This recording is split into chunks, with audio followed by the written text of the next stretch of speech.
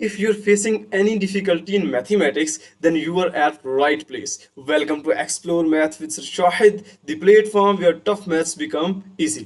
अच्छा स्टूडेंट्स, अभी हमारे पास जो क्वेश्चन है एक्सरसाइज 1.3 का है मॉडुलस। फर्स्ट ऑफ ऑल ये मॉडुलस होता क्या है बेटे? मॉडुलस मेरे पास किसी भी कार्टेशियन प्लेन में ओरिजिन से लेकर एक पॉइंट तक का डिस्टेंस होता है। अगेन रिपीट कर रहा हूं, ये मेरे पास क्या है? ओरिजिन। ओरिजिन से लेकर किसी भी एक ए पॉइंट तक का डिस्टेंस होता है। और आपको बच्चे पता है कि डिस्टेंस कभी भी नेगेटिव नहीं हो सकता, तो ये मॉडुलस भी हमेशा क्या हो जाएगा? पॉजिटिव। डन हो गया। अब इसके बाद मेरे पास क्या है कि इसका फार्मूला क्या बनेगा, कैसे बना? अब ये देखो, अब मेरे पास ये जो होता है ना, आपको पता है कॉम्प्लेक्स नंबर की जनरल फॉर्म क्या है? x plus iota y. अब यहाँ पे x मेरे पास क्या है? ये रियल पार्ट होता है और y मेरे पास क्या होता है? Imaginary part.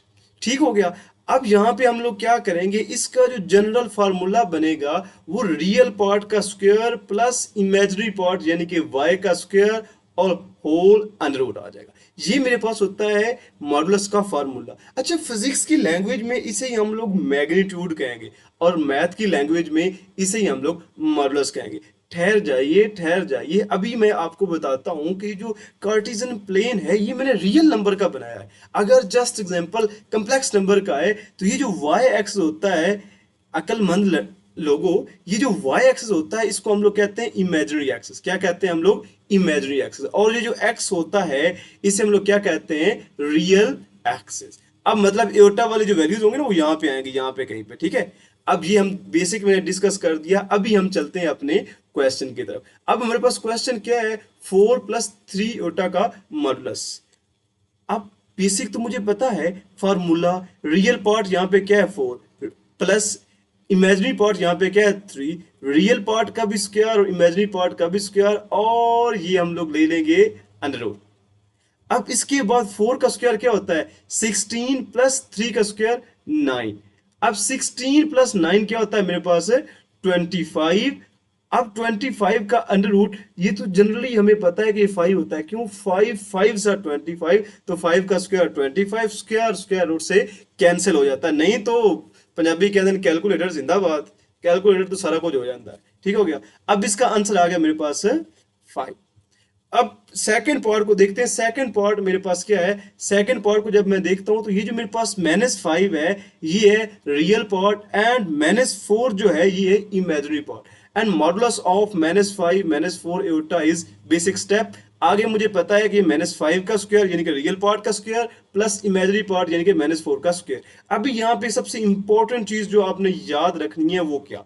वो ये है कि माइनस का जब भी इवन पावर आ जाए, एन क्या हो जाएगा? एंड यहां पे मेरे पास वो इवन, तो हमेशा आंसर क्या आता है? पॉजिटिव। और जब ही माइनस की पावर ऊपर क्या आ जाए? ऑड आ जाए, तो आंसर हमेशा क्या आता है? नेगेटिव। इसको अपने माइंड में फिक्स करके लेके चलना है हमने। अब -5 है तो ये साफ जरा, एक तो माइनस प्लस हो जाएगा और 5 का स्क्वायर 25 और यहाँ पे -4 का स्क्वायर यानी कि पॉजिटिव 16। अब अंडर 25 और 16 क्या होता है? अंडर 45 और अंडर 45, ये मेरे पास रहा कैलकुलेटर। यहाँ पे अंडर 45 जब लिखेंगे तो आंसर आ जाएगा मेरे पास। अच्छा, ऐसा अंडर 45 आता है, उसके लिए ये क्या होता है? एस डी का बटन दबाएंगे तो 6.40 मेरा आंसर आ गया। अब ये था मेरे पास मॉडुलस, एक same exact value, like same क्या है? एक प्लस का एक माइनस का। अभी हम फ्रैक्शन में करते हैं, बाद में हम अंडर रूट में करेंगे। अब फ्रैक्शन में भी बात तो देखो दोस्तों वही रहनी है। क्या भला, ये मेरे पास 3/5 real part and -4/5 imaginary part. पहली लाइन हमेशा वही होती है, मॉडुलस ऑफ जो क्वेश्चन होता है उसी ही को लिखना है। अब अगेन देखो, यहां पे बात सिर्फ ये है कि ये मेरे पास 3/5 क्या बच गया? रियल पार्ट, और ये मेरे पास माइनस के साथ साथ वाला, माइनस भी साथ कंपल्सरी है, ये बन गया मेरे पास इमेजिनरी पार्ट। अब 3/5 का हम लोग क्या लेंगे? पहले स्क्वायर। 3 का स्क्वायर क्या होता है? ये 9, और 5 का स्क्वायर क्या होता है? 25। अब यहाँ पे ये माइनस है ना, माइनस, तो अगेन वही फार्मूला, इवन पावर है ऊपर, ये वाला इवन है तो पॉजिटिव आ जाएगा। 4 का स्क्वायर 16, 5 का स्क्वायर 25। अब इसका हम लोग यहाँ पे भी 25 और यहाँ पे भी 25। जब मेरे पास डिनोमिनेटर सेम होते हैं, यानी कि साफ ज़ाहिर है एलसीएम लेना है ना, डिनोमिनेटर सेम होते हैं तो जो न्यूमिनेटर होते हैं वो भी हम लोग एग्जैक्ट पहली वैल्यू ही लिखते हैं। जैसा कि यहाँ पे 9 लिखा है तो 9 लिख लिया, और ये 16 लिखा हुआ है तो मैंने भी 16 लिख लिया। अब आपको पता है 9 प्लस 16 क्या होता है? 9 प्लस 16 16, 4 20 ते 5 25, 25/25, ये 25 इस 25 से कैंसिल हो जाएगा। अब 1 का अंडर रूट भी आपको पता है 1 ही होता है, तो इसलिए मैंने डायरेक्ट 1 ही लिख दिया था। अब ये तो मेरे पास था फ्रैक्शन में। अब हम करते हैं ये अंडर रूट में क्या माजरा बनने जा रहा है। अंडर रूट में कैसा सवाल बन सकता है? पहले तो यही सोल्यूशन जो क्वेश्चन होता है, देखो ये क्वेश्चन एग्जैक्टली सोल्यूशन के बाद लिखना है। It's good for your presentation skill. अब आगे modulus of minus under root -√2 -√3 iota is real part minus के साथ कंप्लीट, ये रियल पार्ट होता है और ये कंप्लीट इमेजिनरी पार्ट होता है। ठीक हो गया। अब -2 अंडर रूट का स्क्वायर प्लस -√3 का स्क्वायर। अब यहां से जल्दी जल्दी ये अपने खत्म नहीं करना, इस तरह क्या हो जाएगा, आपका आंसर गलत हो जाएगा। पहले क्या है, स्क्वायर है तो स्क्वायर अंदर वाली पावर को क्या बना देगा, पॉजिटिव, ये पॉजिटिव बना दिया। अब ये स्क्वायर भी अंदर वाली पावर को पॉजिटिव बना देगा तो ये पॉजिटिव फिर आगे। अब ये पॉजिटिव पावर बना ली तो ये स्क्वायर स्क्वायर रूट से, ये स्क्वायर भी स्क्वायर रूट से कैंसिल हो जाएगा। तो मेरे पास आंसर क्या बच जाएगा, अंडर रूट 2 स्क्वायर यानी कि 2 + 3 which is equal to under root 5। अच्छा ये था मेरे पास मॉडुलस। इसके एमसीक्यूज क्या बन सकते हैं? मॉडुलस कहते हैं किसको, डिस्टेंस को, इसे ही मैग्नीट्यूड कहते हैं। इसका फार्मूला क्या होता है, x² + y² whole under root, and modulus can never be negative. हमेशा ये पॉजिटिव रियल नंबर ही आंसर आएगा। ये पॉसिबल एमसीक्यूज थे। इसी तरह एक और एमसीक्यूज बन सकता है, वो क्या बोला, एक्स एक्सिस को हम लोग कहते हैं रियल एक्सिस, वाई एक्सिस को हम लोग कहते हैं इमेजिनरी एक्सिस। ठीक हो गया। अब नेक्स्ट हम लोग क्वेश्चन करते हैं, क्वेश्चन नंबर 2। अब क्वेश्चन नंबर 2 में हम लोगों ने क्या करना है, एक तो कुछ प्रॉपर्टीज है और उन्हीं को हमने वेरीफाई करना है। प्रॉपर्टीज क्या होती हैं? फॉर एग्जांपल मेरे पास जो है ना, ये एक दो बॉल पेन मैं लेता हूँ, इधर मेरे पास पड़ी हुई है। मैं आपको ना कुछ एक प्रॉपर्टी समझाता हूँ। ये दो मेरे पास इस तरह प्रॉपर्टीज पड़ी हुई है, ये ए ये B, a + b is equal to, अब मैं क्या लेता हूं, बी वाले को पहले रख देता हूं, ए वाले को बाद में रख देता हूं, b + a, इसे कहते हैं कम्यूटेटिव प्रॉपर्टी। अब कैसे बोला, ये देखो z1 + z2 is equal to z1 + z2। ये जो ऊपर लाइन लगी हुई है ना इधर दोनों साइड पे, इसे कहते हैं कंजुगेट। बार बोलना है लेकिन बैक सेंस में क्या होगा, कंजुगेट लेना होगा। मैं सिखा दूंगा कंजुगेट होता क्या, परेशान नहीं हो। अब यहाँ पे क्या है, ये बार मेरे पास यहाँ पे सेपरेट सेपरेट बार है। ये मेरे पास इस प्रॉपर्टी को जस्ट जनरली मैं बात कहूं तो ये से हम कहीं ना कहीं पे क्या कह सकते हैं, कम्यूटेटिव प्रॉपर्टी। अब जस्ट मेरे पास क्या, z1, ऑब्वियसली जब भी इक्वल के क्वेश्चन आते हैं हम लोग पहले लेफ्ट हैंड साइड लेते हैं और बाद में राइट हैंड साइड लेते हैं। ठीक हो गया। अब यहां पे क्या है, z1 + z2 is equal to z1 bar + z2 का बार। ये तो सोल्यूशन में होगी। अब सबसे पहले लेफ्ट हैंड साइड क्या होगी, z1 + z2। अच्छा इसका मतलब क्या है कि ये z1 और z2 को पहले सॉल्व कर लो, जब एक आंसर आ जाए उसका कंजुगेट लेना है। अब z1 की वैल्यू मेरे पास क्या है, थोड़ा सा ध्यान से देखो, ये है 2 + 7 आयोटा, ये 4 - 3 आयोटा। अब यहाँ पे क्या किया मैंने, 2 + 7 आयोटा + 4 - 3 आयोटा। अब देखो रियल नंबर के पास और इमेजिनरी नंबर यानी कि कम्प्लेक्स नंबर के साथ, 2 + 4 6, 7 - 3 4 आयोटा। अब ये नंबर तो आ गए, जो होल ये बार था यानी कि टेकिंग कंजुगेट था, ये हमने नहीं लिया अभी तक। अब क्या लेते हैं, taking conjugate on both sides. अब कंजुगेट का मतलब क्या है, ये बार यहाँ पे भी बार। अब यहाँ पे तो ये ऐसे ही रहेगा, z1 + z2 का बार। अब यहाँ पे जब बार को खत्म करना है, ये जो एयोटा होता है इसके साथ वाला जो साइन होता है वो क्या करते हैं, चेंज। फिक्स कर लो माइंड में, माइंड की खोपड़ी में जो है ना, फिक्स कर लो। क्या, जब भी कंजुगेट लेना है कंप्लेक्स नंबर के साथ वाला साइन है चेंज कर देंगे। दैट्स इट, इतना ही था। अब हम चलते हैं अपनी राइट हैंड साइड की तरफ। अच्छा दोस्तों, राइट हैंड साइड को कैसे कर सकते हैं भला? देखो z1 का बार सेपरेट है और z2 का बार सेपरेट है, यानी कि पहले z1 लिखेंगे, ये मैंने ऑलरेडी लिख लिया। ये z1 कहां से देखा, ये क्वेश्चन से 2 + 7 होता है, ये क्वेश्चन में लिखा हुआ है 2 + 7 होता। अब इसका z बार लेना, कंजुगेट लेना, यहाँ पे भी यहाँ पे भी। अब इस कंजुगेट को हम लोग बार को खत्म करेंगे, तो ये मैंने क्या किया, एटा के साथ वाला साइन प्लस है तो यहाँ पे माइनस करके मामला निपटा दिया। अब दूसरी बात पे, दूसरे इशू पे बात करते हैं। ये बेचारा सा Z2 आ गया। Z2 कहता है मुझे भी सर पहले जैसा ही बना दे, तो मैं कहता हूँ मुझे क्या टेंशन है, बना ही देता हूँ। अब Z2 का भी ये जो बार है इसको खत्म करने के लिए कॉन्जुगेट यानी कि लेना है, तो एटा के साथ वाला साइन चेंज कर देंगे। ये मेरे पास आंसर आ गया था Z1 का, ये मैंने जाके ये Z1 और ये वाला मेरे पास Z2। अब Z1 का बार प्लस Z2 का बार क्या आंसर है, 2 - 7 एटा, ये देखो। और यहां पे क्या है, 4 + 3 होता, ये 4 + 3 होता आ गया। 2 + 4 क्या होता है, ये वाला 2 और ये वाला 4 आ गया 6। ये -7 + 3। अब -7 में +3 करेंगे तो 7 में से 3 निकाला 4, और बड़ों की बात मान के ये बड़ा बेचारा 7 है तो इसका साइन लगा लेते हैं -4 एओटा। अब थोड़ा सा ध्यान से देखिए तो यही लेफ्ट हैंड साइड नहीं बन गई, left hand side. So it's prove that left hand side is equal to right hand side. अब नेक्स्ट पार्ट क्या है मेरे पास, नेक्स्ट पार्ट 2। नेक्स्ट पार्ट 2 क्या है, ये ही प्रोडक्ट की फॉर्म में। अच्छा ये एमसीक्यूज भी होते हैं, वो मैं एंड पे बताऊंगा कैसे हम सॉल्व करेंगे, क्या माइंड में फिक्स रखना है, ठीक है। अब Z1 multiply by Z2 whole का bar is equal to Z1 का बार, और यहाँ पे Z2 आना है, ठीक हो गया। अब इसको हम लोग ये वैल्यूज भी साथ मैंने यहाँ पे Z1 की भी और Z2 की भी लिख ली है, ठीक हो गया। अब इसके बाद पहले साफ जरे हम लोगों ने सॉल्व करने के बाद क्या है, सॉल्व करना है तो पहले लेफ्ट हैंड साइड और फिर right hand side. Left hand side में Z1 + 2 + 7 एटा मल्टीप्लाई हो रहा है 4 - 3 एटा। अब ये जो 2 है ये किससे मल्टीप्लाई होगा, 4, 2 × 4 = 8। फिर ये 2 3 से 2 3 = 6, लेकिन 1 + 1 -1 एटा।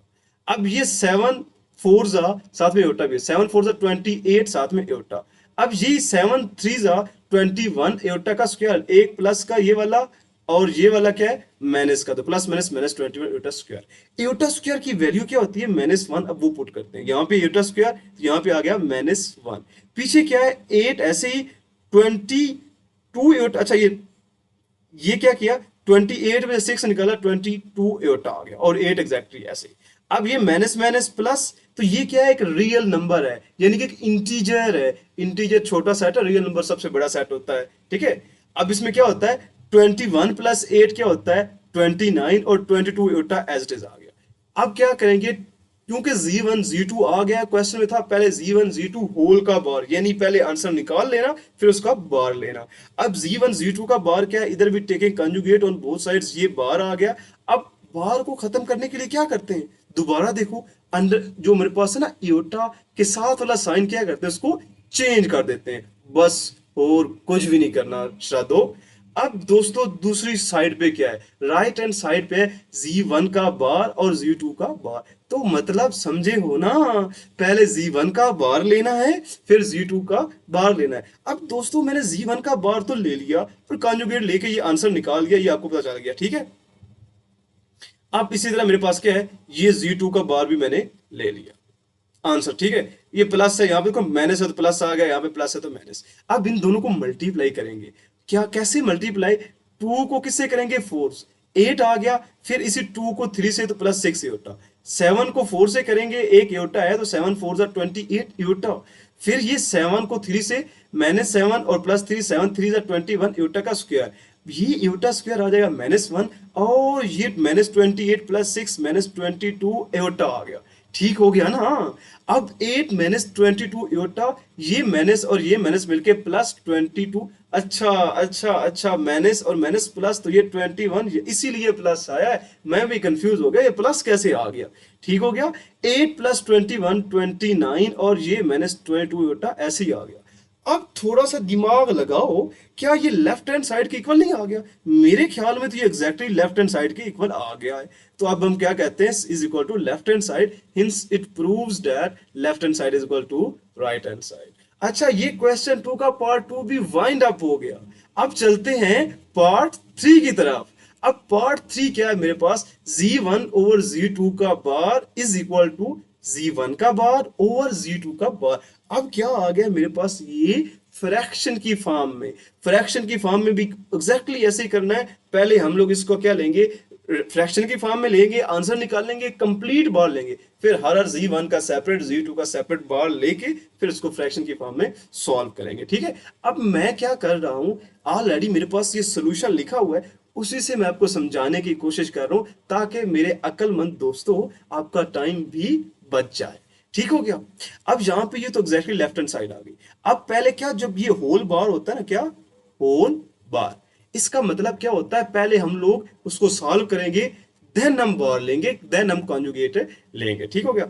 अब यहां पे हम लोग क्या करते हैं, ये मेरे पास आ गया। अब देखो यहां पे क्या कॉन्जुगेट लेना है, कैसे पता चला, जब भी डिनोमिनेटर में क्या आ जाए, डिनोमिनेटर में दो चीज आनी चाहिए, या तो ये इयोटा आ जाए या एक और अंडर रूट का आ जाए, कोई कहे या ना कहे आपको, आपने क्या लेना होगा, आपने कॉन्जुगेट लेके उसको मल्टीप्लाई और डिवाइड करना ही करना है। ठीक हो गया। अब यहाँ पे मिड में माइनस का साइन है ना, तो कॉन्जुगेट कहता है साइन चेंज करके मल्टीप्लाई डिवाइड। अब न्यूमिनेटर न्यूमिनेटर से और डिनोमिनेटर डिनोमिनेटर से। अच्छा यहाँ पे आप एक गलती कर जाते हो, मोस्टली स्टूडेंट्स को मैंने देखा है, जब मैं टेस्ट चेक करता हूँ या पेपर चेक करता हूँ तो क्या करते हैं, यहाँ पे भी वो क्रॉस मल्टीप्लाई करते हैं। भाई क्रॉस मल्टीप्लाई कब होता है, मैं इधर आपको एक हिंट देता हूँ, जैसे ये a over b is equal to c over d, mid में आ जाए इक्वल, तो ये a और ये d क्रॉस मल्टीप्लाई होगी और ये c और b भी क्रॉस मल्टीप्लाई होंगे। लेकिन जो इधर हमारे पास केस बना हुआ है इसमें ऐसा नहीं है, क्योंकि मिड में मल्टीप्लाई है। अब 2 4 जा, ये ऐसे ब्रैकेट में लिख दिया, और नीचे हमेशा जब भी कॉन्जुगेट लेना है, ठीक है, कॉन्जुगेट लेके हमने रैशनलाइज करना है। इस प्रोसेस का नाम क्या है, रैशनलाइज। a माइनस बी और a प्लस बी का फार्मूला बनेगा, which is equal to a square minus B square. This is very very famous formula, बल्कि यूं मैं कहता हूं कि सबसे ज्यादा यही फार्मूला इस्तेमाल होता है। ठीक हो गया भाई। अब क्या यहां पे हम लोग थे, टू को किससे, 4 से, 2 4 जा 8, ध्यान से देख लो। अब 2 को 3 से 6 से होता, ये भी ध्यान से देख लो। अब 7 को ये 4 से, ये 7 4 जा 28 होता। अब 7 को 3 से, 7 3 जा 21, और ये भी इयोटा था तो ये भी इयोटा था, इयोटा का स्क्वायर, और नीचे ये a minus B plus B, 4 का स्क्वायर माइनस 3 इयोटा का स्क्वायर भी डन कर दिया मैंने। और यहाँ पे इयोटा स्क्वायर की वैल्यू क्या है, -1।